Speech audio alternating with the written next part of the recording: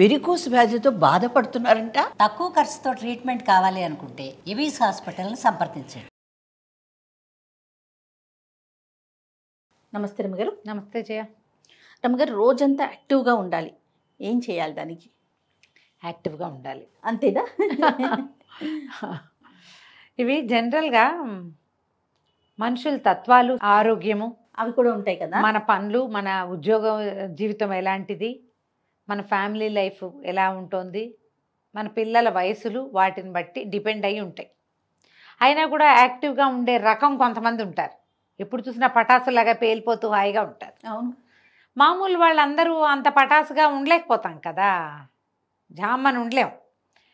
కానీ ఉంటే ఏంటంటే మనకి ప్లస్ ఆరోగ్యానికి మంచిది. శారీరక మానసిక ఆరోగ్యాలు బాగుండాలంటే యాక్టివ్గా ఉండటం ఒక మందు. ఈ రోజున ఏంటంటే మనం ఎక్కువగా ఎదుర్కొంటున్న సమస్య ప్రతి వాళ్ళకి డిప్రెస్డ్గా అయిపోవటం. అందరికీ డిప్రెషనే. దీనికి కారణం ఇది అది అని ఏముండదు. ఏదో మామూలుగా ఇప్పుడు మన ఈ మధ్య ఎవరితోటో మాట్లాడాను నేను, మన కేసు కాదు, జనరల్గా ఎప్పుడు విసుగ్గా ఉంటుంది, ఏదో ఒక నొప్పి, ఏడుపు వస్తుంది, అన్నిటికీ ఏడుస్తారు, పీరియడ్స్ ముందు ఎక్కువ ఏడుపుగా ఉంటున్నారు, ఏ పని చేయట్లేదు, సరిగ్గా చేయటం లేదు, ఇలాంటివేవో కంప్లైంట్లు. డాక్టర్ దగ్గరికి వెళ్తే ఈవిడ డిప్రెషన్లో ఉందని చెప్పాడు డాక్టర్. డిప్రెషన్కి ఏమీ లేదు, ఇల్లు వాకిలి బాగున్నాయి, అమ్మా నాన్న ఉన్నారు, అత్త మామ ఉన్నారు, భర్తతోటి బాగానే ఉంది, 2 పిల్లలు ఉన్నారు. ఎందుకు డిప్రెషను ఏమిటో ఆవిడకి తెలియదు, రీజన్ తెలియని డిప్రెషన్లో ఉంటున్నాం మనం ఇప్పుడు. మీరందరూ ఆలోచించుకోండి, మనం కూడా ఇదే స్థితిలో ఉన్నామని. ఏమి చేయబుద్ధి కాదు, బేసిక్ లక్షణాలు. పని చేయబుద్ధి కాదు, సాటిస్ఫాక్షన్ ఉండదు, తినబుద్ధి కాదు, లేదు తినాలే అనిపిస్తుంది, ఎంతసేపు బయటికి వెళ్ళిపోదాం అనిపిస్తుంది, లేదా అస్సలు బయటికి వెళ్ళబుద్ధి కాదు, ఎన్ని పనులు చేసినా చాలనట్టు అనిపిస్తుంది ఒక రకం, ఏ పని చేయబుద్ధి కాదు ఇంకో రకం. ఎవరైనా వస్తే వీళ్ళు ఎందుకు వచ్చారా దేవుడా అనిపిస్తుంది, రాకపోతే ఎవరు లేరు నేను ఒంటరిగా ఉన్నాను అనిపిస్తుంది, నిద్ర పట్టదు, ఊరికే మెలకు వచ్చేస్తుంది, లేదా విపరీతంగా నిద్రే, మంచం దిక్కండి అట్లా పడుకోవాలనే ఉంటుంది.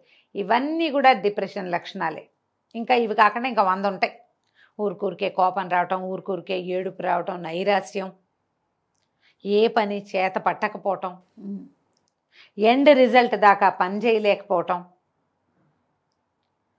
ఇవన్నీ కూడా అందరూ ప్రతి వాళ్ళు ఇందులోకి వెళ్తారు జయ. ఇది ఒక సహజమైనది.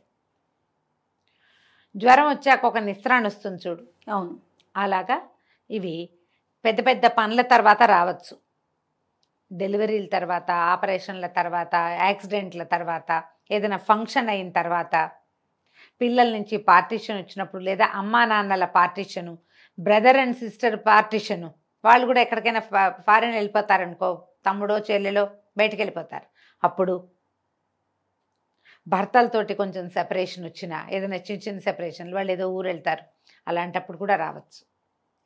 ప్రెగ్నెన్సీ రావట్లేదని భయాలు అవి ఏర్పడ్డప్పుడు, ఎర్లీ ప్రెగ్నెన్సీలో కూడా ఈ లక్షణాలు ఉండొచ్చు. మనం ఇలా ఉన్నాము అనుకుంటే దాంట్లో నుంచి బయటపడేందుకు ప్రయత్నం చేయాలి. అది ఎట్లా, ఎంత సింపుల్గా చేయాలంటే, మనకి ఎలా తెలుస్తుంది అలా అడుగుతారు. కాదు మనం చీకట్లో ఉన్నాం, లైట్ వేసుకోవాలని మీకు ఒకళ్ళు చెప్పాలా? మనకు అర్థమైపోతుంది కదా ఆటోమేటిక్గా కదా. మీరు ఆలోచిస్తే మీకు అర్థమవుతుంది. ఏమిటి నేను ఇలా పప్పులో ఉన్నాను, నేను ఇలాగే ఉండాలి, ఇలాగే ఉండొచ్చు అనుకోవద్దు. ఎప్పుడు ఇలాంటి నైరాశ్యాల్లో ఎవ్వరూ ఉండకూడదు, ఉండక్కర్లేదు. దానికోసం ట్రై చేయాలంతే. మీరు యాక్టివ్గా ఉండే పర్సనాలిటీ అయినా, లేదా మీరు యాక్టివ్గా ఉండాలి అని భావించినా మీ చుట్టూతా ఇది చేరదు, ఇది పోతుంది. ఒకవేళ వచ్చినా దాన్ని మనం తన్నేస్తాం, ఏదో దారిలో కనపడుతుంది దాన్ని తోపు తోసి మన దారిని మనం ముందుకు నడిచి వెళ్తాం. మీరు ఆలోచించి చూసుకోండి. ఇది 14-16 ఏళ్ల వయసు అప్పటి నుంచి మొదలుపెట్టి 60-70 ఏళ్ల దాకా ప్రతి ఆడవాళ్ళు ఎదుర్కొంటారు. అవును, గమనించండి. మీ పిల్లలు డల్గా ఉన్నా, లేదా విపరీతంగా తినేస్తున్నా, సరిగ్గా మాట్లాడరు, ఎవరైనా వస్తే లోపలికి వెళ్ళిపోతారు,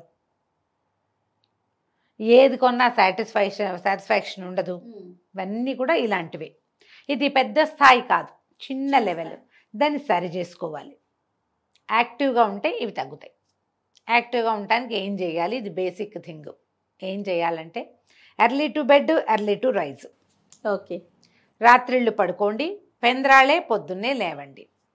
ఏదైనా 100% ఫిజికల్ ఎక్సర్సైజ్ ఉండాలి. ఏమీ చేయలేరు మీరు, ఎక్సర్సైజులు రావు ఏమిటో రావు, జిమ్లో చేరే కెపాసిటీ లేదు మనకి, మన వల్ల కాదు. ఇంట్లో చేయండి, వాకింగ్ చేయండి, నడవండి, యోగా చేయండి. సులువు తక్కువ ఖర్చుతో అయిపోయే యోగా క్లాసులు కూడా దొరుకుతాయి. మెట్లెక్కి దిగండి, శుభ్రంగా నడవండి 1 గంట సేపు. ఏదైనా ఇంట్లో పని చకచకలాడుతూ చేసేసేయండి. ఏదైనా వంట చేయండి. శరీరానికి శ్రమ. సర్దటము, పనులు చేయటము, మొక్కల దగ్గర పని చేయటము, పైకి కిందకి నడవటము, ఎవరికైనా సహాయం చేయటము, ఎవరి పనులైనా చేసి పెట్టటము, ఏదో ఒకటి చేసి మిమ్మల్ని మీరు యాక్టివ్గా ఉంచుకోండి.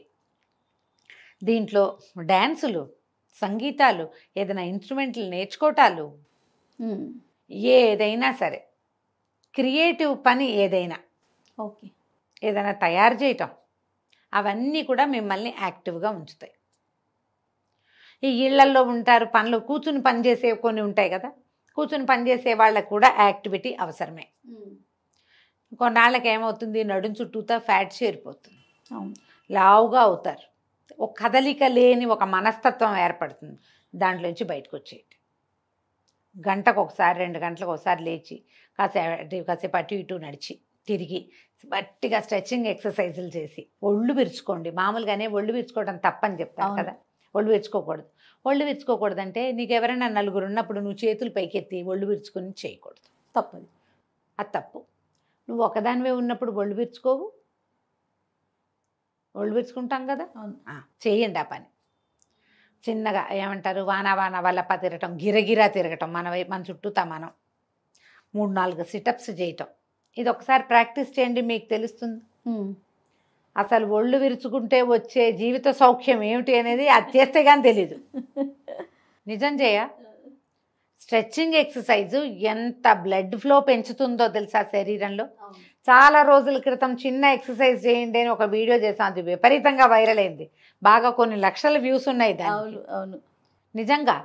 చిన్నప్పుడు వాన వల్లప్ప తిరిగేవాళ్ళం. ఎవరికైనా వాన వల్లప్ప తెలుసా? ఎందుకు తెలియదు రమ్మగారు? అది తెలుసా? నాకు తెలుసు.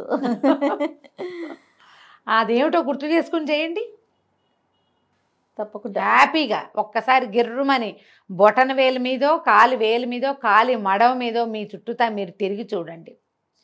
ఒక్కసారి 2-3 ఏళ్ల వయసు తగ్గిపోతుంది జయ. ఎంత బాగుందో కదా వినడానికి, చాలా బాగుంది. అదే, బాగా ఒళ్ళు తోముకొని స్నానం చేయండి.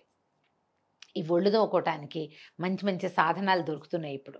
నేనైతే చక్క తెల్లటి టవల్తో తోముకుంటే చాలా హాయిగా ఉంటుంది అనుకుంటా. బాడీ స్క్రబ్ ఇప్పుడు మనం కొనుక్కొచ్చి అదేమిటో చేద్దాం అనుకోవద్దు.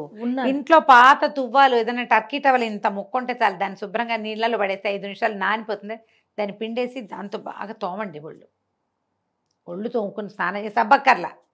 మొహము, మెడ, చెవులు ట్యాన్ ఎలా పోతుందో దాంతో. నెక్ ట్యాన్ ఉంటుంది మెడ దగ్గర, ఒక రకంగా మనకి భుజాల రంగు ఈ రంగు అంత మందంగా ఉండకూడదు, అది బరగ్గా ఉండద్దు, కొంచెమే బరగ్గా ఉండాలి, కొద్దిపాటి బరక. మీరు ఒళ్ళు కూడా పరపరలాడించకూడదు, తోమాలంతే, బలం పెట్టాలి.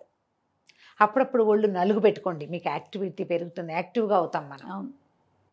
చెయ్యండి సరిగ్గా, శుభ్రంగా మంచినీళ్ళు తాగటం, ఏదైనా ఎనర్జీ డ్రింక్స్ తాగటం. ఎనర్జీ డ్రింక్ అంటే మళ్ళీ అదేదో కొనుక్కు రావద్దు, ఈజీ సింపుల్ మెథడ్ చెప్తాను చూడు. కొంచెం చల్లటి నీళ్ళు, కుండలో నీళ్ళు, నిమ్మరసం పిండండి, ఓ చిటికెడు ఉప్పు వేయండి, ఓ 2 స్పూన్లు పంచదార వేయండి, తాగేసేయండి అంతే హాయిగా. వేడి నీళ్ళల్లో కాస్త కరివేపాకు వేయండి, నీళ్ళల్లో కాస్త కరివేపాకు కానీ పుదీనా కానీ వేస్తే 1 నిమిషం పొయ్యి మీద ఉంచితే చాలా లైట్ గ్రీన్ కలర్ వస్తుంది, తాగేయండి. అవి మిమ్మల్ని ఎనర్జెటిక్గా ఉంచుతాయి తప్పకుండా. ఈ మామూలు నీళ్ళలోనే ఓ కీర ముక్క, ఓ క్యారెట్ ముక్క, ఓ బీట్రూట్ ముక్క అట్లాంటివి పడేసుకుని, కీర నాకైతే నచ్చదు, బీట్రూట్ కానీ ఏమైనా వేసుకుంటే హాయిగా ఉంటుంది, చాలా హాయిగా ఉంటుంది. అలాంటివి ఏమైనా తాగండి. మీకోసం మీరు ఏం చేయగలరో ఆలోచించండి. మామూలుగా మన కోసం మనం ఏం చేస్తాం మనకు కొన్ని తిండి ఇష్టం, ఏవో తింటాం కదా, ఏవో తింటాం, ఏవో తాగుతాం, అందరం చేస్తాం కదా. ఇది ఈ అందరం చేసే సహజమైన దాన్ని స్పెషల్గా చేసుకోండి మీకోసం. రమ్మగారు మీరు తిండని కానీ నాకు పునుగులు గుర్తొచ్చింది.